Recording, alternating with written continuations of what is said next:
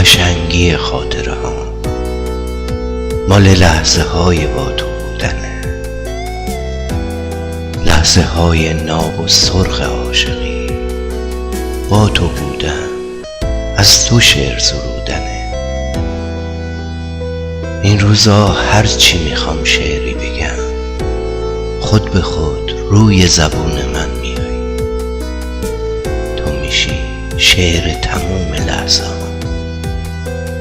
تو میشی غزل واسه خاطره ها. این روزا فقط تو و خاطره هات موندگاره تا ابد تو خاطره.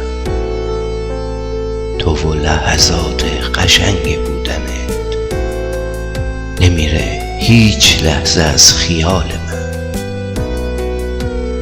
این کلام آخره. یه بارون و خیابون و هوات با من داغون و دل عاشق و مجنون و تو نیستی. یه پاییز غم انگیزه و برگا داره میریزه و نیستی، تو نیستی. همین خشخش برگا و یه سرگردون تنها و خیاله بی تو فردایی که نیستی. یه سیگاره که تب داره دوای دل بیماره و نیستی، تو نیستی. باز من دیوونه هم پام خیابونه دردم و میدونه نیستی.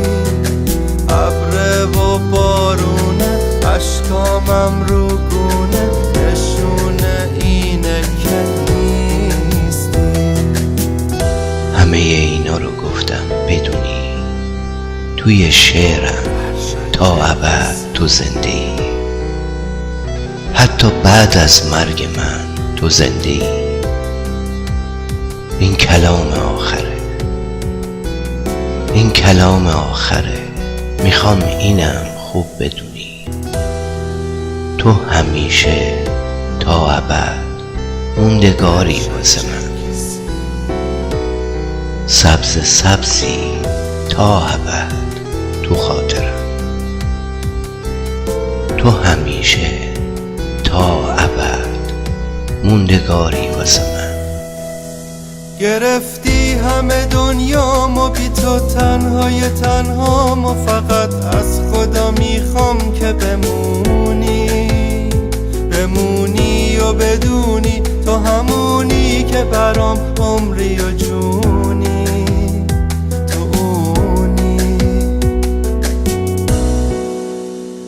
همین خشخش برگا و یه سرگردون تنها و خیاله بی تو فردایی که نیستی.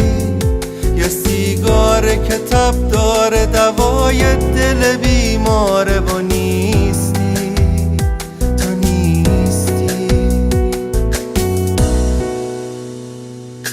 باز من